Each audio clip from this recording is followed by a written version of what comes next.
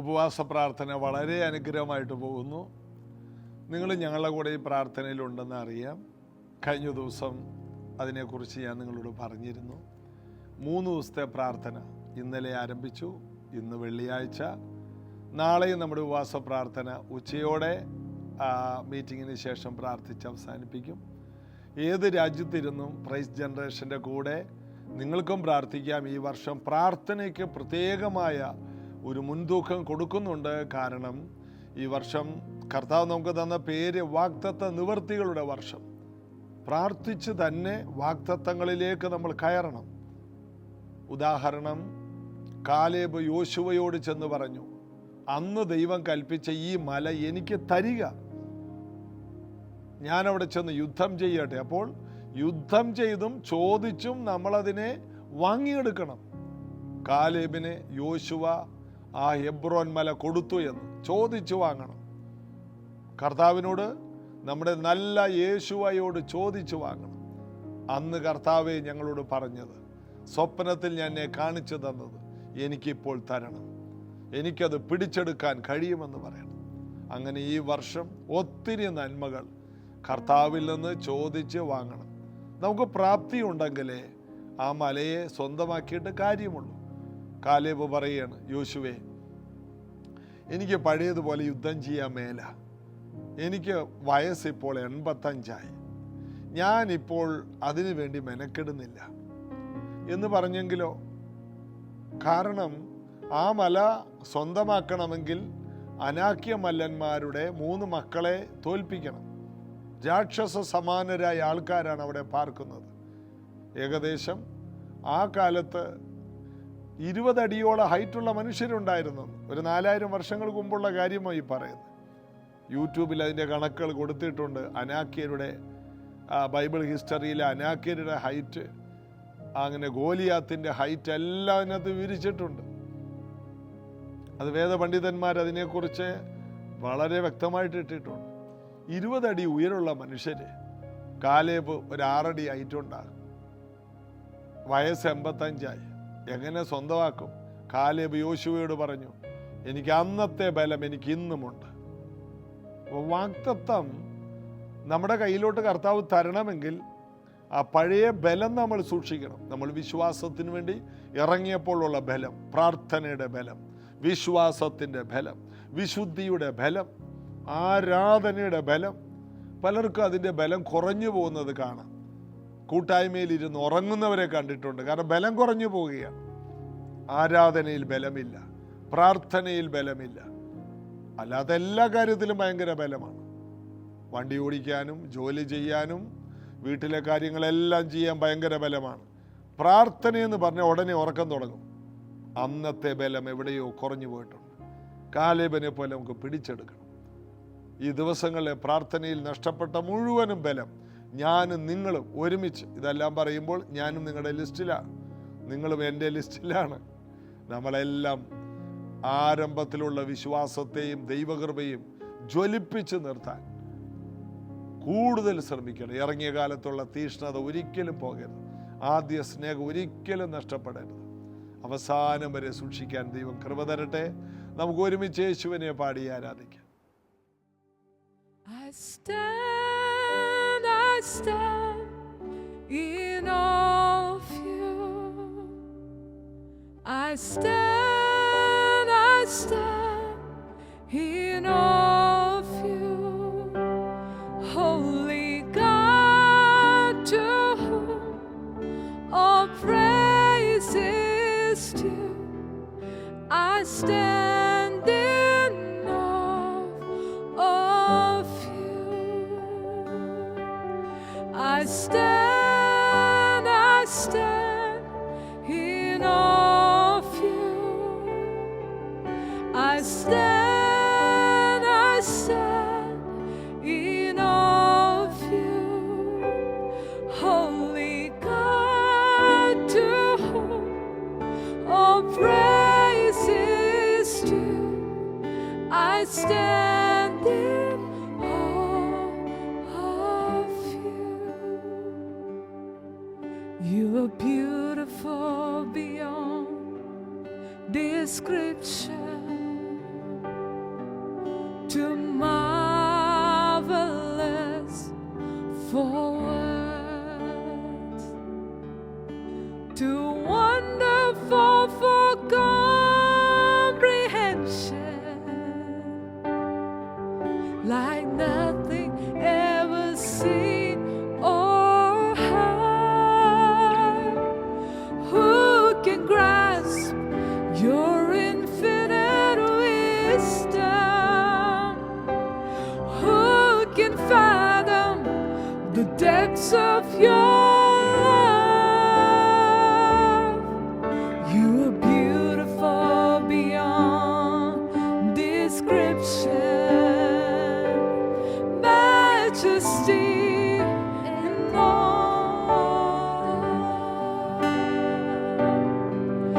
I stand in awe of you. I stand in awe of you.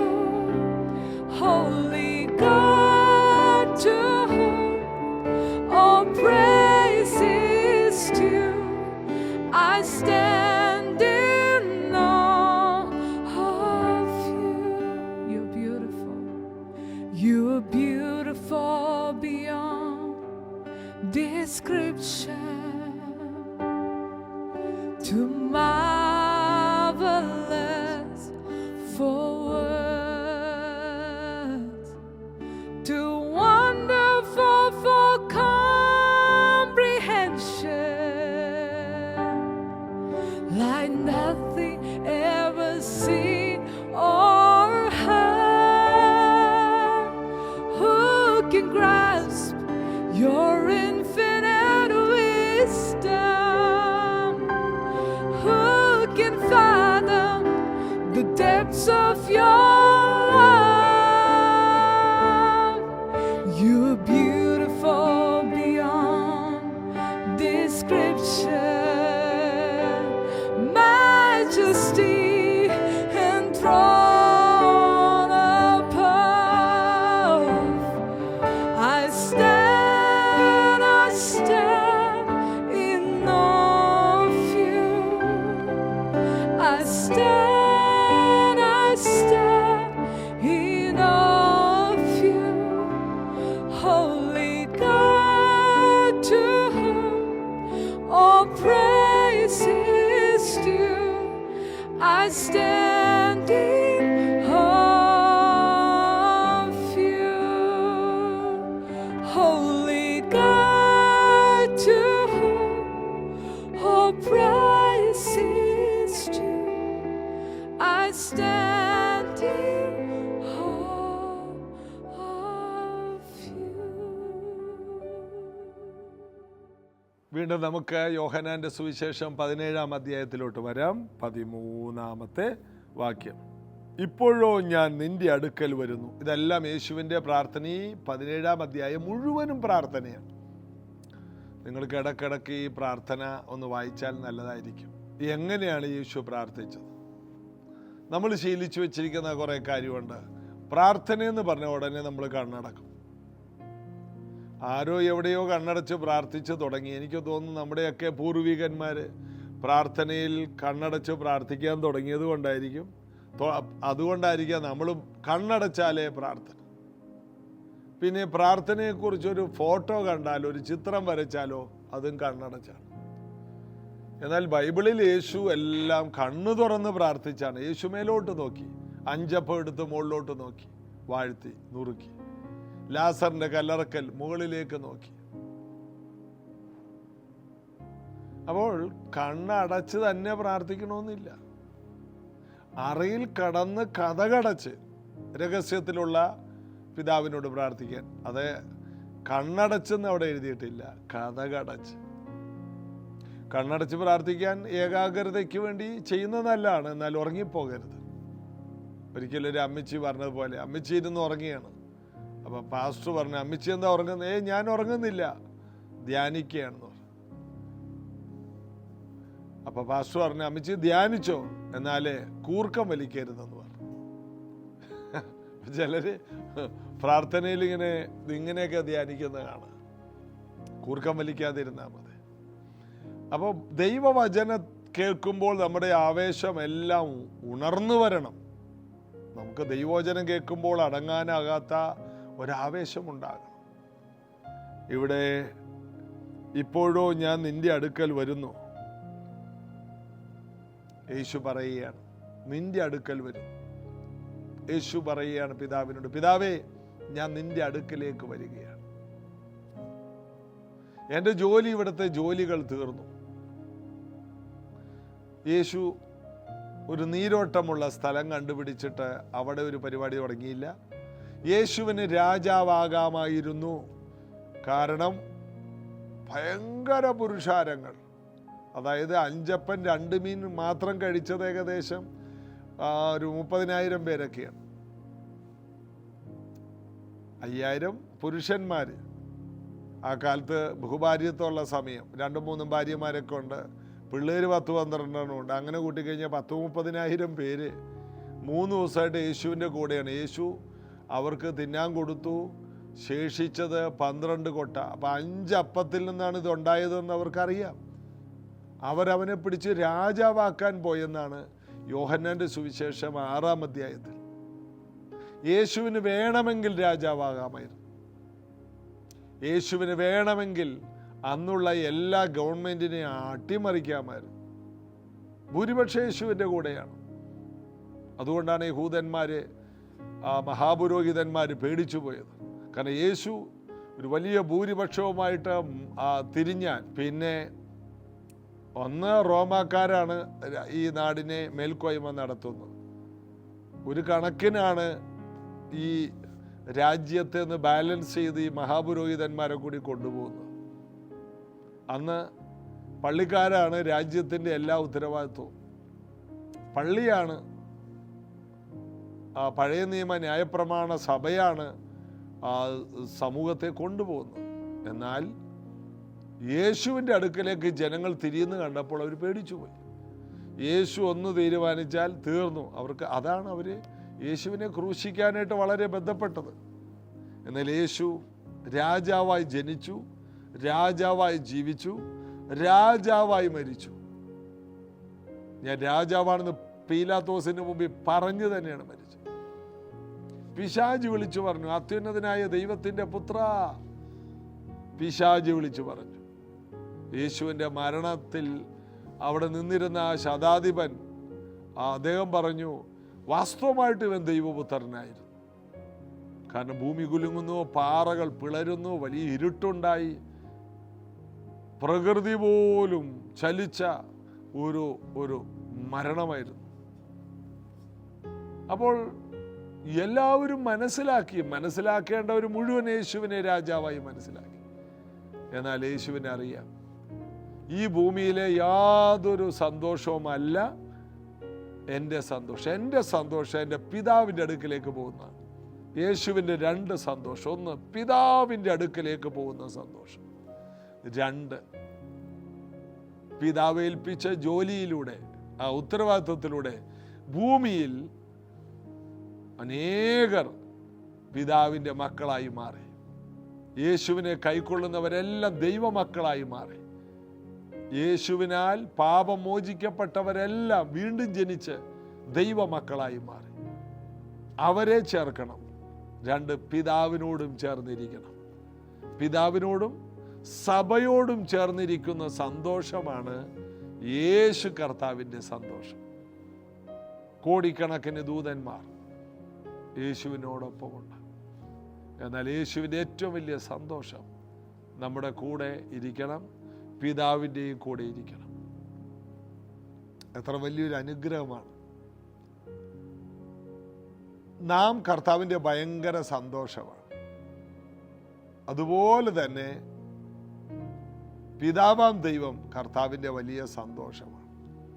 ഈ 2 സന്തോഷത്തിൻ്റെ ഇടയിലാണ് കർത്താവ്. അതുകൊണ്ട് നമുക്ക് വേണ്ടി രാപ്പകൽ പ്രാർത്ഥിക്കുകയാണ്. ലോകത്തിന് വേണ്ടിയല്ല, നമുക്ക് വേണ്ടി കർത്താവ് പ്രാർത്ഥിക്കുകയാണ് പിതാവിനോട്. എനിക്ക് വേണ്ടി കഴിഞ്ഞ ദിവസമൊക്കെ യേശു ഒത്തിരി പ്രാർത്ഥിച്ച് കാണും. കാരണം എൻ്റെ പിന്മാറ്റം, ചില കാര്യങ്ങളിൽ ഞാൻ പിന്മാറ്റത്തിലാണ്. അതിൽ നിന്ന് ഞാൻ മടങ്ങി വരാൻ കർത്താവ് പ്രാർത്ഥിക്കും. ചില സമയങ്ങളിലുള്ള വിശ്വാസം അടുത്ത സമയത്ത് ഉണ്ടാകത്തില്ല. അതൊരു പിന്മാറ്റമാണ്. ചില സമയത്തുള്ള പ്രാർത്ഥന ചില സീസണിൽ ഉണ്ടാകാതെ പോകും. അതൊരു പിന്മാറ്റമാണ്. ചില സമയങ്ങളിൽ ആർത്തിയോടെ ബൈബിൾ വായിച്ചുകൊണ്ടിരിക്കും. ചില സമയത്ത് ബൈബിൾ വായിക്കാൻ പറ്റുന്നില്ല അധികം. അതൊരു പിന്മാറ്റമാണ്. അപ്പം നമ്മെ ബാലൻസ് ചെയ്ത് ഈ ഭൂമിയിൽ നിർത്തുന്നത് ലോകത്തിലേക്ക് പോകാതെ, പാപത്തിലേക്ക് പോകാതെ, പിശാചിൻ്റെ കയ്യിൽ പെടാതെ, ശത്രുവിൻ്റെ കയ്യിൽ പെട്ടുപോകാതെ, തിന്മയിൽ നിന്ന് നമ്മെ സൂക്ഷിക്കുന്നത് യേശുവിൻ്റെ പിതാവിൻ്റെ വലത്തുഭാഗത്തിരുന്നു കൊണ്ടുള്ള പ്രാർത്ഥനയാണ്. ഉറങ്ങാത്ത മയങ്ങാത്ത ഇസ്രായേലിൻ്റെ പരിപാലകൻ. അപ്പം നമ്മെ പരിപാലിക്കുകയാണ് പ്രാർത്ഥനയിലൂടെ യേശു ചെയ്യുന്നത്. യേശു പറയാണ്, പിതാവേ, ഇപ്പോഴോ ഞാൻ നിന്റെ അടുക്കൽ വരുന്നു. എൻ്റെ സന്തോഷം അവർക്കുള്ളിൽ പൂർണ്ണമാകേണ്ടതിന് ഇത് ലോകത്തിൽ വെച്ച് സംസാരിക്കുന്നു. എൻ്റെ സന്തോഷം അവരിൽ പൂർണ്ണമാകണം. അപ്പോൾ യേശുവിന് ഈ ഭൂമിയിൽ ഭയങ്കര സന്തോഷമായിരുന്നു. യേശു ഒരു മൂടവിട്ടായിട്ടല്ല നടന്നിരുന്നത്. യേശുവിനെ ജയകരമായ ജീവിതത്തിലേക്ക് മുന്നോട്ട് നയിച്ചത് മുഴുവനും ഭയങ്കര സന്തോഷമാണ്. പിതാവിൻ്റെ ഓരോ ഇഷ്ടങ്ങളും ചെയ്യുമ്പോൾ അതിൻ്റെ റിസൾട്ട് നമ്മളാണ്. അവൻ ദരിദ്രനായി പറന്നു. എന്തിനാ? നാം സമ്പന്നരാകേണ്ടതിന്. അപ്പോൾ യേശുവിൻ്റെ ഏറ്റവും വലിയ സന്തോഷം നാം സമ്പന്നരാകുന്നതാണ്. യേശു ആ നസറേത്തിൽ ചെന്ന് ദേവാലയത്തിൽ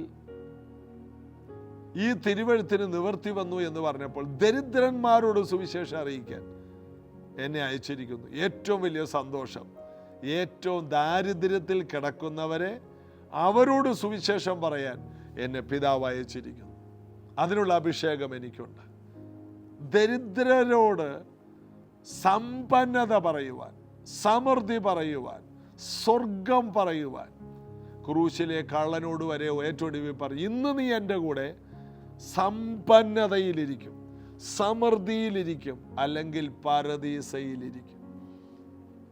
യേശു വന്നത് അതിനാണ്. യേശുവിൻ്റെ ഏറ്റവും വലിയ സന്തോഷം ദരിദ്രരോട് സുവിശേഷം അറിയിക്കുക. നിങ്ങളിങ്ങനെ കിടക്കണ്ട, നിങ്ങൾക്കൊരു സ്വർഗസ്ഥനായ പിതാവുണ്ട്. ദുഷ്ടന്മാർക്കും നീതിമാന്മാർക്കും വെയിലും മഴയും അയക്കുന്ന ഒരു പിതാവ്. നിങ്ങൾ വിചാരപ്പെടണ്ട. കാക്കകളെ നോക്കുവിൻ, വയലിലെ താമരയെ നോക്കുവിൻ. ശലോമോൻ പോലും ആ താമരയോളം ചമഞ്ഞിരുന്നില്ല. ഇന്നുള്ളതും നാളെ അടുപ്പിലിടുന്നതുമായ വയലിലെ പുല്ലിനെ ദൈവം ഇങ്ങനെ ചമയിക്കുന്നുവെങ്കിൽ തൻ്റെ മക്കളെ, അല്പവിശ്വാസികളെ എത്രയധികം ചമയിക്കും. ദരിദ്ര മനോഭാവത്തിൽ വിചാരപ്പെട്ട് തകർന്നിരിക്കുന്ന ജനത്തോട് പറഞ്ഞു, ദരിദ്രരോട് പറഞ്ഞു, നിങ്ങൾ വിചാരപ്പെടല്ലേ, നാളെക്കുറിച്ച് വിചാരപ്പെടല്ലേ. കാക്കകളെ നോക്ക്, താമരയെ നോക്ക്, ദൈവം നോക്കിക്കോളും. മുമ്പേ അവൻ്റെ രാജ്യവും നീതി അന്വേഷിക്കും. അപ്പം യേശുവിൻ്റെ സന്തോഷം ദരിദ്രരോട് സുവിശേഷം അറിയിക്കാനായിരുന്നു. മാത്രമല്ല, ബദ്ധന്മാർക്ക് വിടുതൽ. ഇന്ന് നാളെയും ഞാൻ ഭൂതങ്ങളെ പുറത്താക്കി രോഗികളെ സൗഖ്യമാക്കി 3-ാം നാളിൽ സമാപിക്കുമെന്ന്. യേശുവിനെ കൊല്ലുമെന്ന് ഹേരോദാവ് അന്വേഷിക്കുന്നെന്നൊക്കെ ചിലർ വന്ന് പറഞ്ഞപ്പോൾ യേശു പറഞ്ഞു, നിങ്ങൾ പോയി ആ കുറുക്കനോട് പറ, ഞാൻ ഇന്ന് നാളെയും ഭൂതങ്ങളെ പുറത്താക്കും, രോഗികളെ സൗഖ്യം. ബദ്ധന്മാർക്ക് വിടുതലിന് വേണ്ടി ബന്ധപ്പെട്ടവനാണ് കർത്താവ്. അവസാന ദിവസം വരെ യേശു രോഗികളെ സൗഖ്യമാക്കി. എല്ലാ ബന്ധനങ്ങളെ അഴിച്ചു. 18 വർഷമായിട്ട് സാത്താൻ ബന്ധിച്ച സ്ത്രീ ഒരു പള്ളിയിലുണ്ടായിരുന്നു. 18 വർഷമായിട്ട് ആ പള്ളിയിൽ ബന്ധിക്കപ്പെട്ടിരുന്നേച്ചു. അപ്പോൾ ആ പള്ളിക്കകത്ത് എന്തൊരു ബന്ധനമാണ്. യേശു ചെന്ന് ആ ബന്ധനം അഴിച്ചു. വേറൊരുത്തൻ്റെ കൈ കുറുകിപ്പോയി, അവന് പ്രവർത്തിക്കാൻ കഴിയുന്നില്ല. യേശു പള്ളിയിൽ ചെന്നിട്ട് പറഞ്ഞു, കൈ നീട്ടാൻ പറഞ്ഞു. അവൻ്റെ കൈ നീണ്ടു വന്നു. ബന്ധനങ്ങളെ അഴിക്കുക. അടുത്തത്, കടൽ കടന്ന് ഒരുത്തൻ്റെ മേലുള്ള ഭൂതത്തെ പുറത്താക്കാൻ യേശു വളരെയധികം ത്യാഗം സഹിച്ച് ഗദരദേശത്ത് ചെന്നു. യേശുവിൻ്റെ സന്തോഷം അതാണ്. എന്തിന് ഇന്ന് ഇത് പരിശുദ്ധാത്മാ പറയുന്നു? നമ്മുടെ വീട്ടിലെ വിടുതലാണ് യേശുവിൻ്റെ ഏറ്റവും വലിയ സന്തോഷം. എന്നെ കേൾക്കുന്നൊരു മാതാവ്, പിതാവ് സങ്കടപ്പെടുന്നുണ്ട്, എൻ്റെ വീട്ടിൽ എൻ്റെ കുഞ്ഞുങ്ങളുടെ കാര്യം. നമ്മുടെ കുഞ്ഞുങ്ങളല്ല, കർത്താവ് തന്ന കുഞ്ഞുങ്ങളാണ്. ഉദരഫലം യഹോവ തന്ന പ്രതിഫലം, മക്കൾ യഹോവ തന്ന ദാനമെന്നാണ് വചനം പറയുന്നത്. അത് കേടാകാൻ ദൈവം സമ്മതിക്കില്ല. നമ്മുടെ വീട് അഭിവൃദ്ധിപ്പെടുന്നതാണ് യേശുവിൻ്റെ സന്തോഷം. നമുക്ക് സമാധാനമുണ്ടാകുന്നതും നമ്മൾ സൗഖ്യമാകുന്നതും, നിങ്ങൾ ഭക്ഷിച്ച് തൃപ്തി പ്രാപിച്ച് നല്ല വീടുകൾ പണിത് പാർക്കണം. ആവർത്തനം 8:12 പറയുന്നു. ആവർത്തന പുസ്തകം 8:18 പറയുന്നു, യഹോവയല്ലോ സമ്പത്തുണ്ടാക്കാൻ നിങ്ങൾക്ക് ശക്തി തരുന്നത്. സമ്പത്ത് ഉണ്ടാക്കണമെന്നും അതിനുള്ള ശക്തി ദൈവം തരും. ഉയരാനുള്ള ശക്തി, ദേശത്ത് പ്രബലപ്പെടാനുള്ള ശക്തി. കർത്താവിൻ്റെ സന്തോഷം അതാണ്. നമ്മുടെ ഏറ്റവും വലിയ സന്തോഷം എന്താണ്? മാതാപിതാക്കളെ നമ്മൾ എവിടെയെങ്കിലുമൊക്കെ പോയി വരുമ്പോൾ മിഠായി കൊണ്ടുവരാറുണ്ടോ? എന്തെങ്കിലുമൊക്കെ പഴയ കാലത്തെന്നൊക്കെ പറഞ്ഞാൽ അപ്പന്മാര് ഗ്രാമപ്രദേശങ്ങളിൽ വീട്ടിലോട്ട് വരുമ്പോൾ ഒരു പേപ്പറിൽ പൊതിഞ്ഞ നെയ്യപ്പമോ പരിപ്പോടയോ ഉണ്ടാകും. അത് അമ്മയുടെ കയ്യിൽ കൊടുക്കും. അമ്മ പോലും എടുക്കാതെ മക്കൾക്ക് കൊടുക്കും. പിള്ളേർ തിന്നുന്നത് കാണാനാണ് സന്തോഷം. അന്നത്തെ അപ്പന്മാരൊക്കെ സർപ്രൈസ് കൊടുക്കും. ഇതൊക്കെയാണ്. കുഞ്ഞുങ്ങൾക്കറിയാം അപ്പൻ വെറുതെ വരില്ല, അമ്മ വെറുതെ ഇരിക്കില്ല. സ്കൂൾ വിട്ട് വരുമ്പോൾ അമ്മ എന്തെങ്കിലും ഉണ്ടാക്കി തരും. ഇന്നത്തെ പോലെ മൊബൈലും കുത്തിയിരിക്കുന്ന അമ്മമാരല്ലായിരുന്നു അന്ന്. എന്തെങ്കിലുമൊക്കെ കാര്യമായിട്ട് അമ്മമാർ ഉണ്ടാക്കി വെക്കും. എന്തെങ്കിലുമൊക്കെ. ചിലപ്പോൾ ഇന്നത്തെ ഇഡ്ഡലി നാളെ വീണ്ടും വറുത്ത് വേറൊരു അപ്പമായിട്ട് എന്തെങ്കിലുമൊക്കെ ആയിട്ട്. ഞങ്ങളുടെയൊക്കെ വീട്ടിൽ അങ്ങനെയാണ്. ഇന്ന് ഇഡ്ഡലി ആണെങ്കിൽ ഓർത്തോ, നാളെ അത് വേറൊരു സാധനമാണ്. മറ്റേന്നാൾ അതിനെ വേറൊരു വെറൈറ്റി ആക്കി മാറ്റും. ഓരോ ദിവസവും വെറൈറ്റി ടേസ്റ്റ് ആയിരിക്കും. അപ്പനമ്മമാർക്ക് ഏറ്റവും വലിയ സന്തോഷം നമ്മളാണ്. ഇതുപോലെ യേശു കർത്താവിന് തൻ്റെ മക്കളുടെ സന്തോഷമാണ് ഏറ്റവും വലുത്. അപ്പം യേശുവിന് വലിയ സന്തോഷമുണ്ടായി. തൻ്റെ മുമ്പിൽ വെച്ചിരിക്കുന്ന ക്രൂശൊന്നും വകവെച്ചില്ല. എന്താണ്? മുൻപിൽ വെച്ചിരിക്കുന്ന സന്തോഷം ഓർത്തെന്നാണ് എബ്രായ ലേഖനത്തിൽ. അതുകൊണ്ട് ക്രൂശിനെ സഹിച്ചെന്നാണ്. അന്ന് വലിയ കാര്യമായിട്ട് കൂട്ടിയില്ല. മുൻപിൽ വെച്ചിരിക്കുന്ന സന്തോഷം എന്താണ്? ഇത് മുഖാന്തരം രക്ഷിക്കപ്പെടുന്ന, പാപത്തിൽ നിന്ന് വിടുതൽ പ്രാപിക്കുന്ന, സൗഖ്യമാകുന്ന ജനകോടികളെ കുറിച്ച് ആത്മാവിൽ കണ്ടിട്ട് യേശു ക്രൂശിനെ സഹിച്ചു. എത്ര ഭയങ്കരമാണ്! കർത്താവിൻ്റെ സ്നേഹം എത്ര വലുതാണ്! യേശുവിൻ്റെ ഏറ്റവും വലിയ സന്തോഷം നിങ്ങളാണെന്ന്, നിങ്ങളുടെ വീടിൻ്റെ വിടുതലാണെന്ന്. അത് നിങ്ങൾ 40 ദിവസം വെള്ളം കുടിക്കാതെ ഉപവസിച്ചുണ്ടാക്കുന്നതല്ലെന്ന്, യേശു ക്രൂശിൽ അത് നിവർത്തിയാക്കിയെന്ന് വിശ്വസിക്കുക. കർത്താവിൽ നമുക്ക് ആശ്രയിക്കാം, പ്രാർത്ഥിക്കുക. യേശുവേ നന്ദി, ഞങ്ങൾക്ക് വേണ്ടി ക്രൂശിൽ എല്ലാം നിവർത്തിയാക്കി ഞങ്ങളുടെ വീട്ടിലെ വിടുതലുകൾ കാണാൻ സന്തോഷത്തോടെ കാത്തിരിക്കുന്ന യേശുവേ, ഈ കുടുംബങ്ങളെ അങ്ങയുടെ കൈകളിലേക്ക് ഒന്നുകൂടി ഭരമേൽപ്പി. അത്ഭുതങ്ങൾ ഈ വീട്ടിൽ നടക്കാൻ ഞാൻ ഇവർക്ക് വേണ്ടി പ്രാർത്ഥിക്കുന്നു. കർത്താവെ, അങ്ങ് എൻ്റെ കയ്യിൽ ഏൽപ്പിച്ചിരിക്കുന്ന ഈ കുടുംബങ്ങൾ, ഈ പ്രാർത്ഥനയിൽ പങ്കെടുക്കുന്ന ഓരോ വ്യക്തികളും എല്ലാവിധ അനുഗ്രഹങ്ങളും പ്രാപിക്കട്ടെ, സമൃദ്ധി ഉണ്ടാകട്ടെ, സൗഖ്യമുണ്ടാകട്ടെ, എല്ലാ ബാധകളും ആ വീട് വിട്ട് മാറട്ടെ.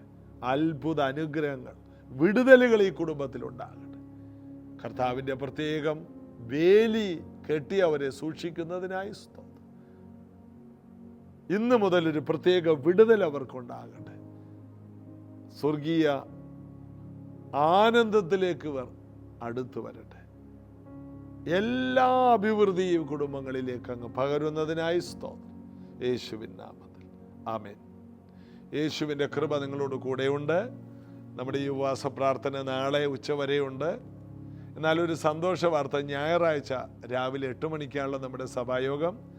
ഒരു സ്പെഷ്യൽ അനൗൺസ്മെൻ്റ് ഉള്ളത്. കർത്താവിൽ പ്രസിദ്ധയായ സിസ്റ്റർ മേരി കോവറിൻ്റെ മോൾ സാറാ കോവൂർ നമ്മുടെ സഭയിൽ കടന്നു വരുന്നു. സഹോദരിമാരുടെ ഇടയിൽ വളരെ ശക്തമായിട്ട് കർത്താവ് ഉപയോഗിക്കുന്ന ഒരു പ്രാർത്ഥന വീരയാണ്.